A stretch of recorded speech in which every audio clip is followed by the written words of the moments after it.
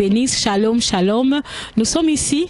C'est un jour de joie, un événement, un grand événement. C'était le mariage, c'est le mariage de notre frère Macintosh et la sœur Jojo. Nous sommes heureux d'assister à ce mariage et Remaweb est là pour vous prendre en image tout ce qui sera la cérémonie de cet événement. Soyez toujours branchés sur Remaweb. Que Dieu vous bénisse. Merci. Och nu vill vi vika både för Gud och för alla som är här.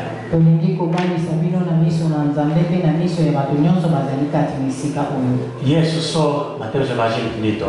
Yesu alobina mukanda ya Matthieu 19. Har ni inte läst Botangi te att skaparen ke oyo akela skapar man och kvinna?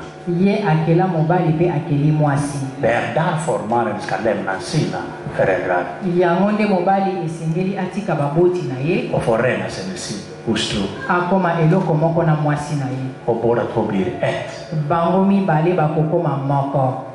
Halleluja. Amen. Det här är den viktigaste stund. Oyo ezali vraiment temps ya motuya. Både inför Gud och församling. Na miso na nzambe pe na miso ya lingomba. Får jag ringa? Vem som har ringar? Baba ezali wapi?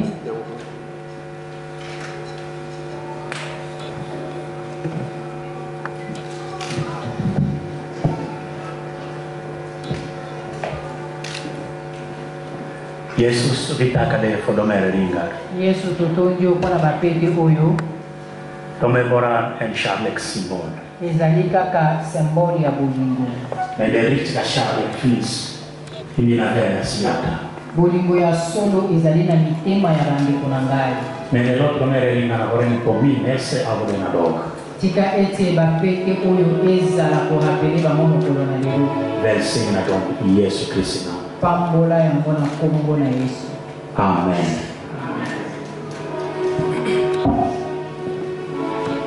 Jag vill ställa er frågor, mina vänner. Nalingi kotuna bino mituna. Och ni ska titta på varandra. Botalani.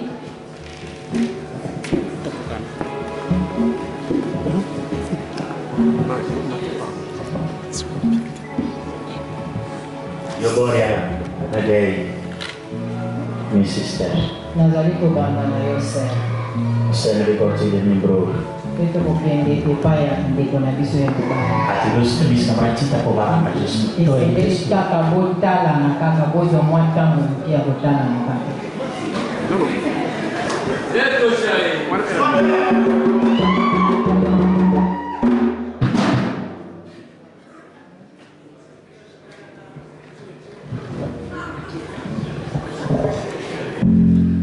Går det bra?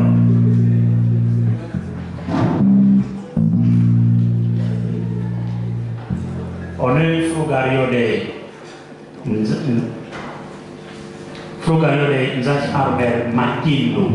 Ngai nazali kotuna yo Nzazi Armel Makindo. Det är namnet. Ezali kombo mulai.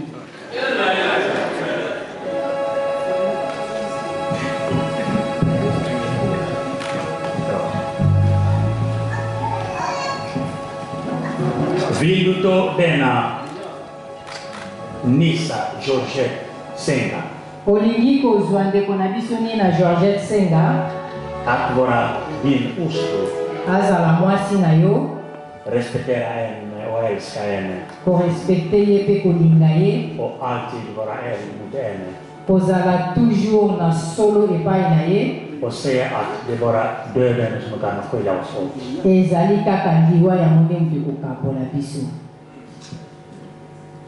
Ja, yes, oui.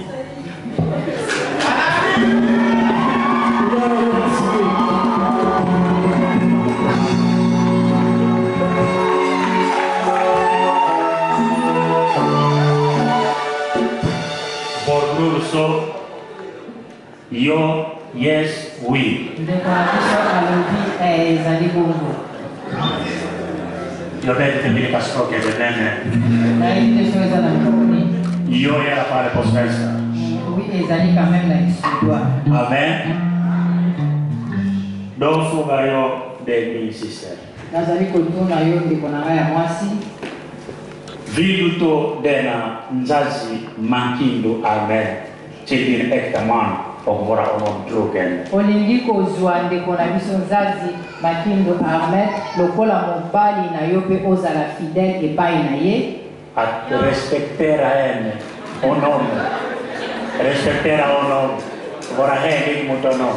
Ko respecte ye pe kozala na solo epai na ye. Oyora ala ampasningal somberes. Makambu nyonso oyo ekosengela yo kokozala wana. Osea que Deborah döden eller Jesu återkomst som kan skydda oss åt. Olobake ezali kaka kozonga na Yesu ou bien liwa moto kokabola biso. Ya,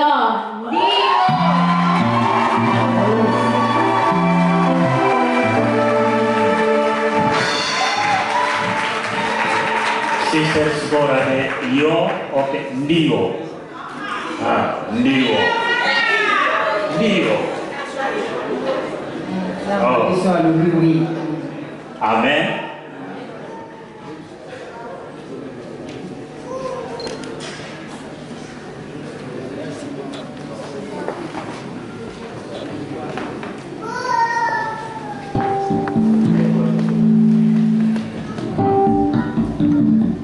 Okay. Amen. Vi har att vi ser till Gud. Levande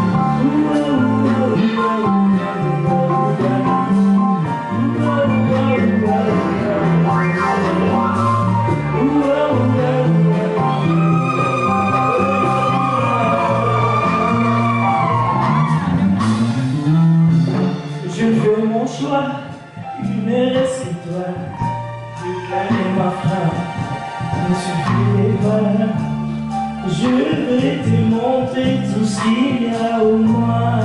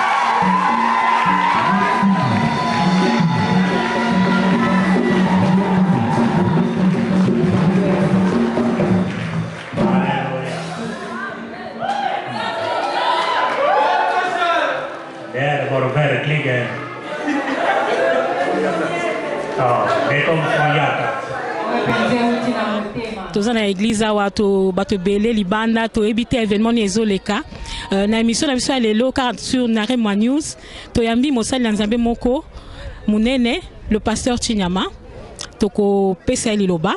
Shalom pasteur Chinyama. Shalom ma soeur, shalom. To moni on esika oyo koni ne memi on esika oyo. Lelo na fouillé na Finlande, na fouillé na Norvège, na fouillé na Danemark, partout na Scandinavie, événement mon côté zalaki lelo. Donc il y avait qu'un seul événement lelo, mariage ya mon petit Macintosh na moi sinaye Jojo. O zalaki lelo à une église Patmos. Donc événement mon côté lelo, na Scandinavie événement mon côté lelo. Na fouillé zalaki lelo le 6 août. Lelo mariage à mon petit wana pena petit nangai ya katipen. Donc au bal ici on se sentir ndeni. Non eze sengo ya au bal ça va jeune pour bible lobby que les jeunes se marient. Donc ce jeune azo bala te azo umela ça nini. Ozo mona tant bana ba jeune bazo bala bazo zo pe ba sens ya ba responsabilité na kati na bomo na bango. Na monument Macintosh ndenga yaki tant ayena tufurai ayaki azali na mande fute. A koli na maboko nanga moko liboso na kutanaka na ye na Jojo ezaka na mariage à notre frère Alain ezaki na nani na Imeo na moni bango na moi bikatan bazali na ba petit chéri bazo batama na benyi na be bino boya likabnini ote te preso ka camarade nanga tsona bi ba jeté hein depuis wana na ba conseil to peso ba conseil tant kutananga que de ça la présentation ya liboso et pas ma famille ba Jojo ngam na présent na kendaki na yi. Donc je suis fier ndenge na bandaki likambango ndenge likambango zo continuer ti lelo quoi. C'est que tokolo beza résultat ba conseil na yonde to moni sikoyo li futi nango lelo. Voilà, c'est un résultat ba conseil. Moni ba jeune so bazo ka ba conseil nde ba koké liboso. Sozo ka no conseil tende ko ba problème. Mais avec beaucoup plus de conseils. Après, je lui ai donné beaucoup plus de conseils. Lelo, tu as la fruit à conseil autopsie bango. À Sangisi, tu as la famille, tu as pour monsieur Zalaga, banda giti, sugi na bazemi, ta papa, bakabwani. Mais vraiment, Lelo Zaki bénédiction nuptiale, na misu ya batu, na misu ya nzambe, donc tout ça ne sengo ya obali ça. Surtout moi, Chinyama. Vraiment, on a la joie parce que Macintosh, c'est depuis qu'il y a Kotam Ayarambogo, donc il est dans mes mains. Est-ce que vous avez un mot de la fin à couper ça? Bon, tu vas biso conseil de couper ça bas jeune, nyonso, bazolanda biso sur le point à mariage. Conseil moi ça que non bilingi bayokaka, parce que le mariage est passé, mais ils a peu malam. Donc il faut que bundaka ko champagne bino boloba na sedwa. Donc za esengo ya uza susu liboso etando et que ya Rema Web. Donc n'a pas moli Rema Web, n'a pas moli total bino ga na internet et puis na sengi na frère na biso Mario. Na sengi na sœur na biso Mario, frère na biso Mario. Sope mukomso ko inviter ngai. Et toi invite à pasteur Chinyama au monde a raté les autres yeux ont profité alors vraiment gloire à Dieu, vous êtes le bienvenu. Si tu es en avenir naoya la mounion de en avenir. Amen, que Dieu vous bénisse pasteur Chinyama. Sur 3.wrema.com tozaka sur un événement la biso à Lelo le 6 août et tous en cas mariage moko awayandi kona biso Macintosh na sœur Jojo to yambi peine de kona biso moko na katina esika oyo tunga to tene ba question et puis à se présenter. Shalom maman. Shalom ma soeur. Koko pesa kombo na yo kombo la mama Jackie Fungula nazali mama ya moko ya ba mama ya oyo abali Macintosh. Vraiment gloire à Dieu. Sentiment de salon nangonga oyo ko bali ici. Je ne sais pas exprimer, mais la larme et les kaki et bima kinga la miso, kota la bilingue, ya ba jeune, basali 7 ans ensemble, ba eko se présenter la miso ba famille, ba kokisi mokano na baonti ba balani. Ezali esengo moko eleki na kati na libota. Ozomona donc pour ezali bebele bazali pe bazo sukisa makambo na nzela ozomona me bango vraiment bake nango ti na suka donc ezali esengo mingi pour la famille ya Jojo na famille ya Macintosh vraiment esengo mingi pe tonga to tuna susu conseil ko pesa ba jeune ko bala jeune les en avantage to na désavantage. Tekobala eza pe likabola nzambe ozomoni nzambe akoki soki nzambe alobi ke borobala na mais conseil ezali que il faut beaucoup réunir ma campagne surtout. Beaucoup de étape par étape. Parce que étape à l'ibosso est la famille, il y a mis balai l'état dans Zambé. Mais ce qui il faut pas qu'on la presser, il faut qu'on la bongami boye bani na lubizaleli. Parce que nege tolba toujours tant boza bilenge na libanda ezali comme susu mais ndé so bokomi esika moko ne wala mama na likambo ekomi po bozola lesika moko bozola mke esika moko bozala ba train très belé makambo belé lem so ba dépenser salami ba bokena ba crise moko boye mais s'il y a l'amour est succombera toujours biloko nyo surtout ozomona donc bozala pressete il faut bokena pas à pas libala ezali loko ya binomi balé et puis ezako englober famille donc famille il faut pas baza consentir na libala na bino en tout cas, merci beaucoup, maman Zamba Pambola, vraiment. Sur notre émission Rema News, nous avons en ce lieu, nous sommes venus assister à un mariage et nous recevons un homme de Dieu. Je veux lui demander de se présenter. Shalom, pasteur. Shalom, sœur Nadine. On m'appelle pasteur Ntalagana, Safari Jean-Claude.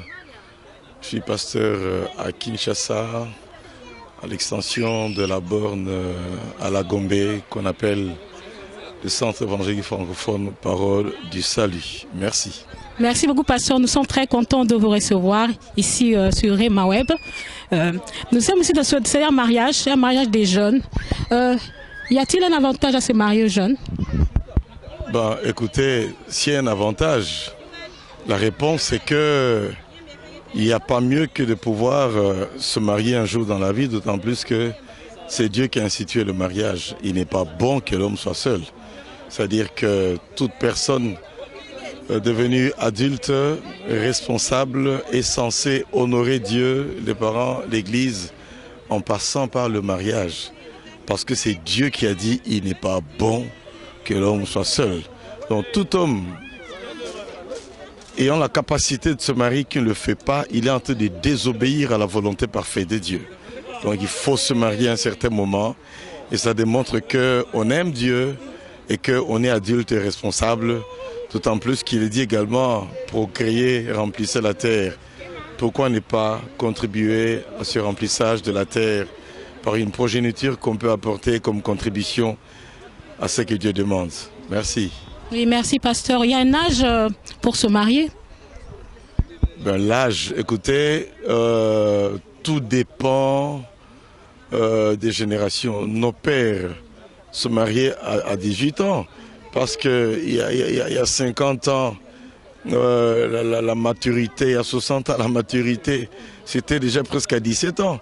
Dans les villages, nos papas disaient que si un jeune homme est en mesure de se construire sa case, s'il est en mesure de faire la chasse, s'il est en mesure de pouvoir en tout cas cultiver, être en mesure de nourrir sa femme, pouvait se marier. Ce qui fait qu'il y a de ceux qui sont mariés dans le vieux temps, il y a 60 ans, à 16 ans, 17 ans. Mon père et moi s'est marié à l'âge de 20 ans. Vous voyez, il est né en 1936 et déjà en 1955, il était marié et en 56, à 20 ans, il avait déjà mon grand frère.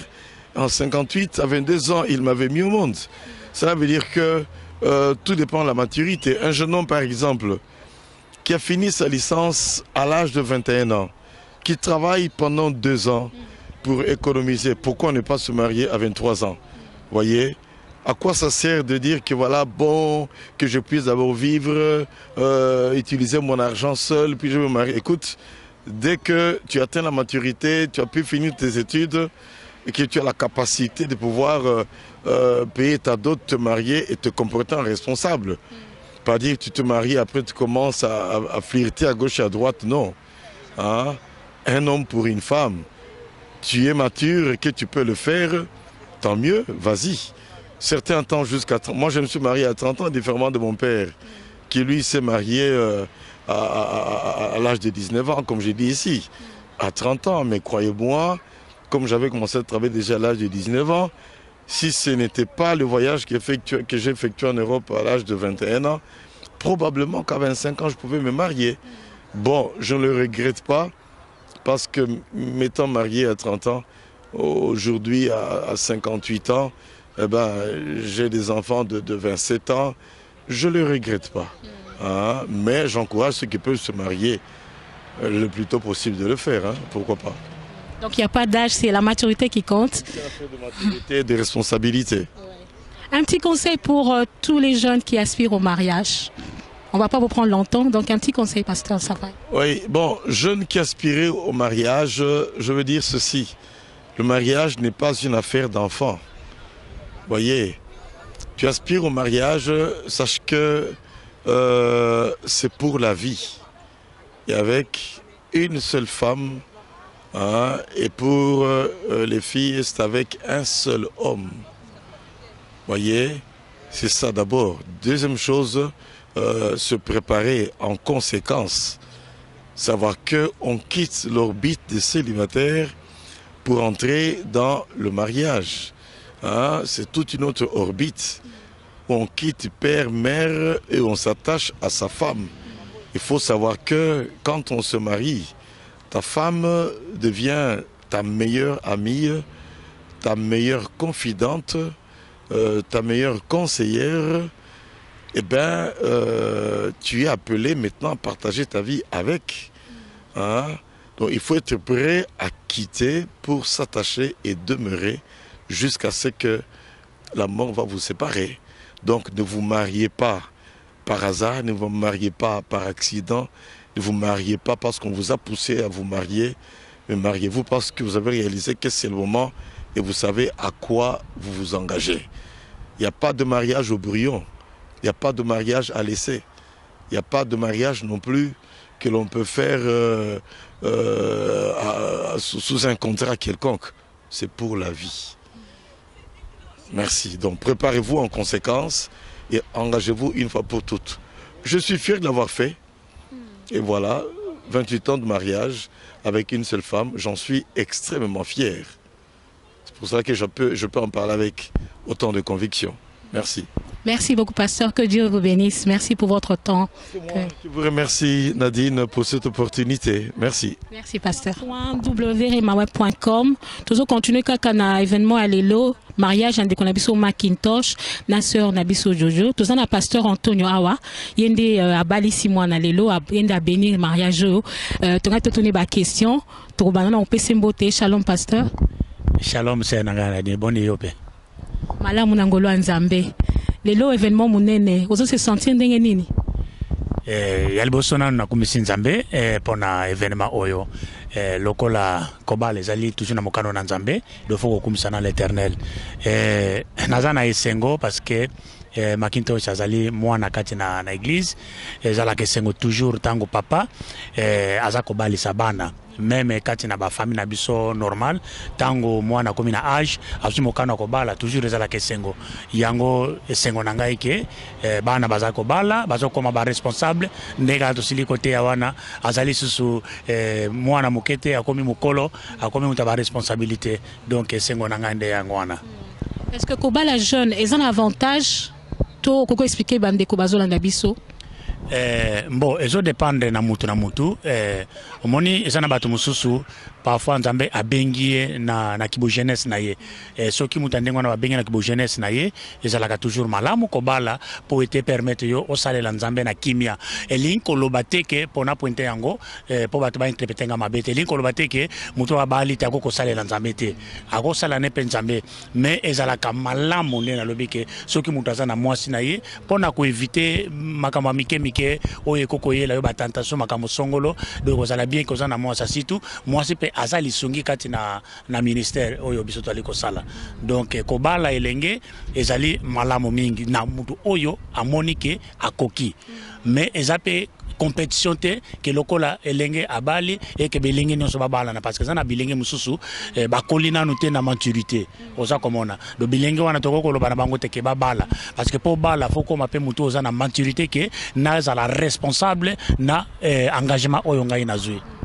À partir de la question mon atuna est-ce que ça na âge moko précis que bakol ba ke mutu ko bala na tel âge moi si to mobile na ndimite ke za peza na âge total même na Ancien Testament bato bazoko bala peza na ba âge peza ya mike de ba 17 ans ba 18 ans mutu pe bali na ye donc eza peza na âge to koloba mais ndenge to za pe na bamboka eza na ba loi ya liboso foto la nano na loi mutu akobala normalement mutu akokisi 18 ans parce que na tango na komi majeur donc na ndenge ya leteza ndenge wana mona ndenge biso ba chrétien na lobi eza likambo nde sikoyo ya kokola ya mutu soki mutu se sentir que a commune na âge eza pe na bato mosusu aza na 17 ans mais a se sentir que a commune na maturité ya kobala pona nini te mais ezalaka nde malamu okoma penza na âge oyo esengeli obala surtout sikoyo na bamboka oyo kozwa na makoki mpe ya kokota classe ya kosala makambo boye na boye to lendisaka surtout bilenge na biso eke bozala presse te na kobala ya liboso fo ezala nano na mokano na nzambe ya mibale mpe eza ke très important ke ose forme nano parce que formation peut permettre à mutu tango bali bozala pe na vie moko ya kamwa stable po eza pe malamu te ke ozobala na barbet losa tout ça eza pe za malamu te. Tout avons une question kaya suka papa tozo autant mingité conseil le exact question te meza conseil no kopesa ba jeune bazana idée oyo babala bazo aspirer na kobala un conseil pour na bango. Bon conseil na kopesa jaka ke ya liboso bango moko ba sentir penza ke ba komi na posa wana pe na maturité wana ya kobala basala yango te pona kolakisa pa bato kenga na bali.